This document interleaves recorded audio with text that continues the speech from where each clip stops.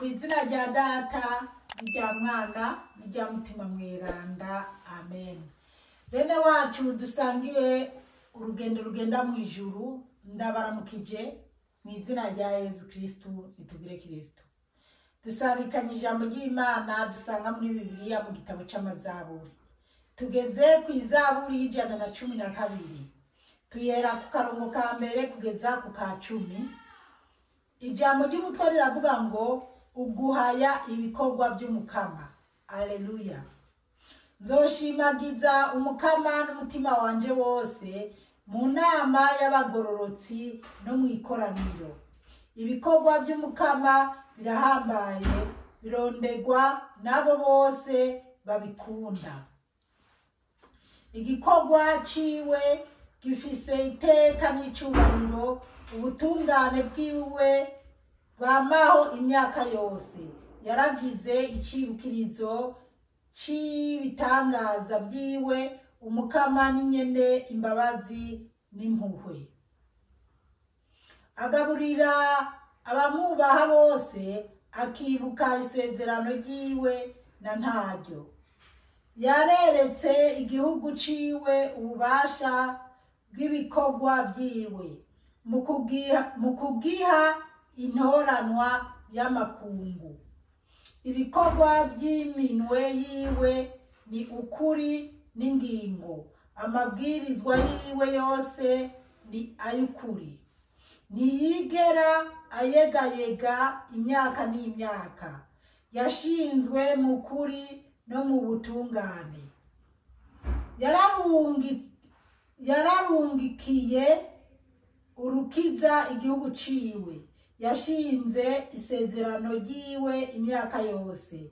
Izina ryiwe ni ryeranda kandi rirateye akoba.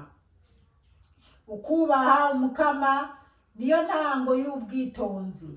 Abakora gutyo bose nibo banyabwenge. Ishimagizwa ryiwe ryamaho na ntaryo. Bene wacu muri Yesu Kristo, iri ni ijambo ry'Imana. Dushimiye Imana. Alleluya, amen. Ku karongo ka mbere canke se umutwe w'ijambo uravuga ngo uguhaya ibikorwa by'umukama. Uguhaya ibikorwa by'umukama rero nawe uca wiyumvira ibikorwa by'umukama ubona ukwiye guhayagiza. Alleluya. Ku karongo ka mbere hatangura alleluya. Alleluya ni ijambo rikomeye cyane. Alleluya. Kuri ako ka mbere nyene turabandanya. Nzoshimagiza umukama n'umutima wanje wose.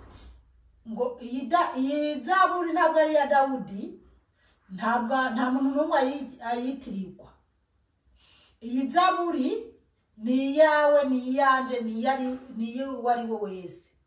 Ko batubwira ngo guhayagiza ibikorwa by'umukama, raba nawe ibikorwa by'umukama ukwiye guhayagiza. Ngo nzoshimagiza umukama n'umutima wanje wose, n'umutima wawe wose. Mu nama y'abagororotsi no mu ikoraniro. Mu nama y'abagororotsi hari igihe abantu b'abagororotsi, abantu baba bariko baravuga inama y'ibyubaka, y'ibyiza, mbese bari hamwe nyene bashize hamwe. Uwo muntu rero acaza n'ijambo rivuga ati jewe rero Imana yarangiriye neza uko ndabishima, Imana narayibonye. Agaca abivuga ngo no mu ikoraniro aho abantu bakoraniye, nyimba haba igikorane ku masengero runaka, genda ushinga intahe abantu bamenye ko Imana yagukoreye ibitangaza utari witeze. Shingira intahe Imana. Abantu benshi mufise intahe ntimushaka no kuzivuga, ariko vyoba byiza ko muvuga intahe. Kabiri hakavuga ngo ibikorwa by'umukama birahambaye. Ngo ibikorwa by'umukama birahambaye. Jese nama ndababwira ukuntu Imana yanyivuriye. Imana iyo yankuye n'ibibazo yagiye irankiza. Abantu bashoreye kunyica, Imana ikantabara. Haleluya, ameshimwa Yesu. birondegwa n'abo bose babikunda ngo ibikorwa by'umukama birahambaye birondegwa n'abo bose babikunda. Mbega wewe ukunda iki? Ni kihe gikorwa cy'umukama wipfuza gukora? Ababikunda nibo bakunda kumva ko bafise umutima wo gukorera Imana, wo gukora ibikorwa byiza by'Imana. Ibikorwa byiza by'Imana rero biri kwishi, hariho kuza gukubura ku rusengero, hariho buriya ndababwire naje ndanezeguye ndiko ndakora ibikorwa byiza ku rusengero, ndiko ndakora ibikorwa mu rusengero. Je ndagenda mu rusengero nkasasa ibitambara ku meza, ndagenda mu rusengero hari igihe ntora bijya bitambara bapfukisha ukaristiya, bapfukisha bijya bikombe, nkagenda nkaza kubimuhira nkabimesura, nyuma nkabizinga neza nkabitwara ku rusengero. Iyo ndabimeshe rero bana b'Imana, ndabimesura nkacunga, sishobora kubimesa hari umuyaga. Iyo hari umuyaga ndabijana ahantu heza mu nzu nkabyanikiraho, ko mbanzi iti ibi utu dutambara niduzoza gukora ahantu heranda. Ibyo rero ndabishimira Yezu kuko mba numva ko Yezu ariko arambona, ndiko ndamesura udutambara two mu rusengero, canke ndiko ndasasa mu rusengero, ndiko ndadekora mu rusengero. Yezu ariko arambona ko ndiko ndakora mu bikorwa byiwe. Haleluya, amen. Gira inyota yo gukora ibikorwa ku rusengero canke ibikorwa by'Imana. Nk'ubu nama ngenda gukubura ku rusengero, kandi je nasidutse ari je ndiko ndaza kwirarika ko sinkubura ku isengero nkuru, kuko ku isengero nkuru wongira hakubugwa n'abahembwa sinzi. Gusa hariyo isengero ya kera ntabwo bayisomeramo imisa kuwa Mungu, mugabo bayisomeramo imisa kuwa kane mu gitondo bakanashengerera no kuwa gatanu. Sibye ko n'ababa baje keshi barigira, mugabo je ndafise abantu 3-4 gutyo babaye benshi, twaba 5 tuca kuwa kane dushengerera, twaiza tuvugisha pure tugaca dushengerera, duhejeje abandi baragenda. Mugabo jewe n'ubundi mukecuru duca tuzimya amatara, tukadekora ku rusengero, mbese nyene kuri ya rutari ibitambara bimwe tukabikura tugashira mbese no kuwa gatanu hakaba misa iheze tukavugisha pure. Hari gihe nama nisanga ari je na nyamunyokuru cyangwa ugasanga turi bangahe, ariko nkumva ndanezerewe rero kubera naho mbona hacafura, kubera ni naho abaririmbyi turirimbana mu ikwaya ya Afrika, niho dutegurira kuwa gatatu no kuwa gatanu buri mugoroba. Rero hari gihe hacafura none ngaha mu isengero. Hanyuma rero kubera jewe barampaye amakode yo kugurura ngaho ku masengero canke mu mashapere, nkagenda rero nza gutangura kuza ngenda nkugurura. Ikindi gihe ngira umupatiri araho yiyumviriye ati kubera, hanyuma acarava kumbere ava iwe, kubera aho niho hari no ku biro byiwe canke hari uburyamo bwiwe ukwiyo sengero ya kera. Hanyuma aje acarabona rero ko ari jewe, basi rero nkagenda nkakubura ndajana n'umukobwa wanje ibintu nk'ibyo. Rero nkumva ko ni iby'agaciro. Rero hari gihe mba numva ati Yezu yanyitoreye ngo ndamwubahe ndamukorere mu byo yantoreye, kumbe n'ibi birimo. Rero dukunde gukora ibikorwa by'Imana. Mw'iyi minsi n'imashini yanje nkubuza yaranononekaye ni kubura, ariko mwumva afise kurondera uburyo bwo aribwo bwose kugira nzogura imashini nzanajana gukubuza ku isengero. Rero tugira iki? Dukora ibikorwa by'Imana, tubikundishe n'abandi. Ndiko ndabibakundisha namwe. Ego reka tubandanye. Igikorwa ciwe gifise iteka n'icubahiro, ubutungane bwiwe bwamaho imyaka yose. 4 yaragize icirukirizo c'ibitangaza vyiwe. Umukama ni nyene imbabazi n'impuhwe. Umukama ni nyene imbabazi n'impuhwe cane. 5, agaburira abamwubaha bose, akibuka isezerano ryiwe na ntaryo. Ngo agaburira abamwubaha bose, akibuka isezerano ryiwe na ntaryo. Agaburira abamwubaha bose. Bana b'Imana, ni waba wubaha Imana, Imana izokugaburira. Ari naho bizoba bigoye gute, naho bizoba bigiziki, Imana izokugaburira wewe ubaha Imana tu. Ndibaza ubushize hari nubwo ni audio zitatu ndiko nakurikiranya canke ama video 3 ko ndari gihe bafise akanya gakwiye hakorera gatatu nka zitatu canke 2 zindwi yose canke irenga.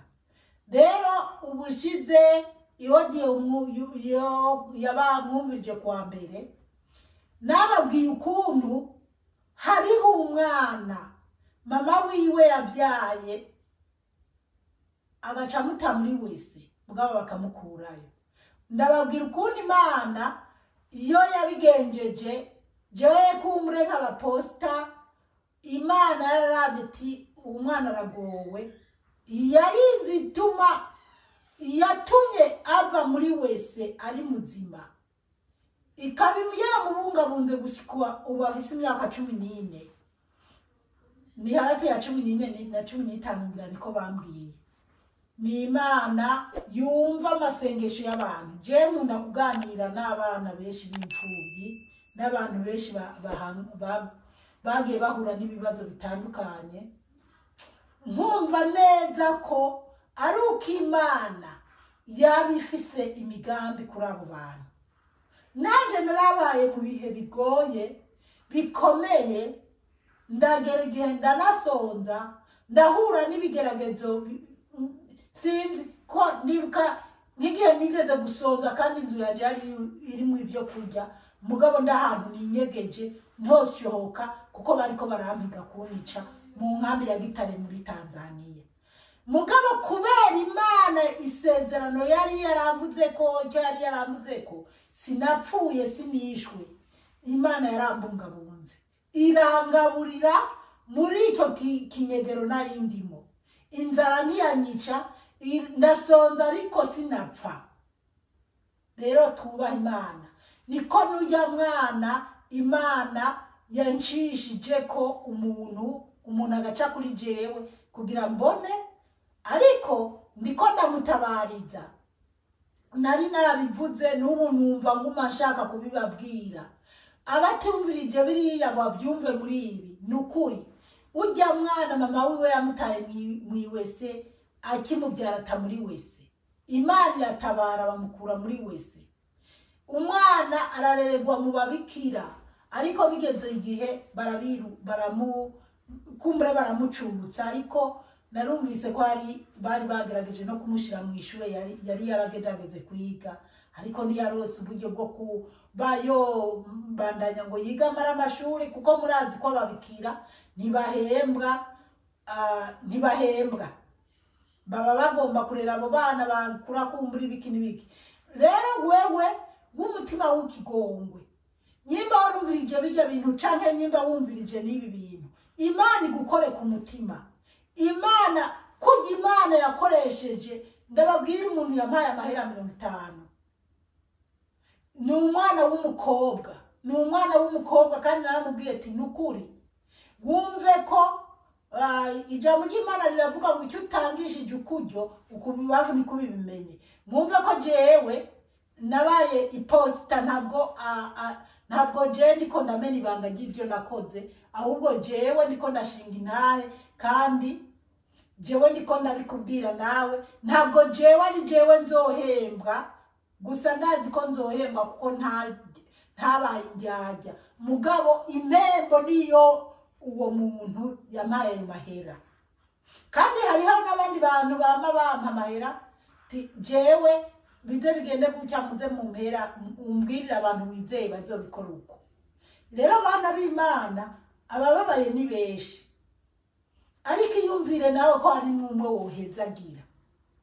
ntiwobaheza bose ngo bikunde ariko yumvira ariko ikintu jewe nguma mvuga ndashaka ujya mwana tumubere ba papa tumubere ba mama tumubere bene wacu tumubere mu muryango si ibintu birebire nibyo kuyumvira wowe ukavuga uti uko biri kose no muha n'amadolari 50 canke 100 canke 10 canke ducange nihaboneka abantu 3-4 twocanga tugapfuma duhagatahe ujya mwana akaza aragura utuntu akaza aradandaza basi urumva utuntu yazasaba ku bantu nyimba baramwibanye nyimba byagenze gute ibyo sindabizi cyane icyo nzi gusa nuko Imana yari yamumishuriye kandi Imana ikabona ko ntari ifise uburyo jendi bubikemure igakoresha umwana w'umukobwa akampa 50 aziko ariko arayaja jewe nkamubwira ati ntayo ntorata ariko kandi nyimba wumva koko muri wewe ko wari wishimiye kuyampa mugabo atari ikintu tuguze reka jewe ngomba kuyaha abantu batishoboye bizoca bigenda ukuntu rero uwo mwana w'umukobwa niwe yandikiwe mu ijuru niwe Imana yandikiye niwe yafashije uwo mwana w'imfuvyi hanyuma rero ubu jewe nawe iyumvira ikintu twokora kujya mwana kugira nyimba ujya mwana uwo mwana w'umukobwa yaramuhaye amafaranga angahe ubwo yarakeneye agahuzu akeneye utwo kujya kwanza yarakeneye no kuguriha bya bintu by'abandi yari karadandagiza bikagira ingorane nibyo ahubwo nibyo Imana yashaka kumurarihe rero wowe nanje dukora iki ku mwana nukuri umutima w'Imana ugukomange wumve ko twoshira hamwe dufashe uyo mwana rero twari kwiga havuga ngo agaburira abamubaha bose akiruka isezerano ryiwe na ntaryo ujya mwana bizikina azovamo 6 yareretse igihugu ciwe ububasha bw'ibikorwa byiwe mu kugiha intoranwa y'amakungu yeretse igihugu mbese Imana yareretse isi yose kuba yaraduhaye Yezu Kristo 7 ibikorwa by'iminwe yiwe ni ukuri n'ingingo amabwirizwa yiwe yose ni ayukuri ngo amabwirizwa yiwe yose ni ayukuri uyu n'umuntu ashima ibikorwa byiwe ngo yeretse igihugu ciwe ububasha bw'ibikorwa byiwe mu kugiha intoranwa y'amakungu tujya ku 8 ntiyigera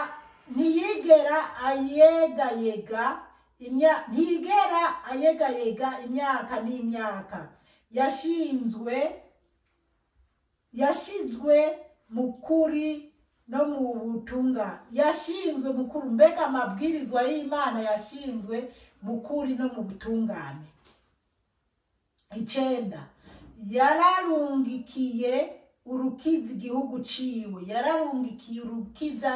ciwe yashinze isezerano ryiwe imyaka yose washinze isezerano imyaka yose ukuvuga yarungikiye urukiza igihugu ciwe nuko yarungitse Yezu Kristo kugira kize abantu bose bubaha Imana kandi abizera Yezu Kristo bose ngo ntabwo tuzopfa rubi muri Bibiliya harabivuga abayizera Yezu nukuvuga Imana data yaturungikiye jambo iturungikira Yezu Kristo kugira ngo nituze dupfe nabi tuzobeho izina ryiwe nigeranda kandi rirateye akoba ngo izina ryiwe nigeranda kandi rirateye ubwoba abana b'Imana izina ry'Imana rirateye ubwoba kuko Imana ni Imana y'imbabazi ariko imbabazi wase kumva Imana irakuruka Imana irakwihorera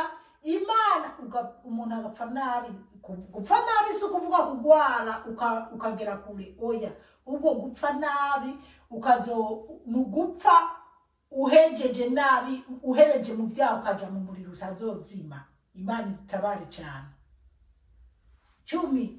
Ukubaha umukama niyo ntango y'ubwitonzi. Haleluya, amen.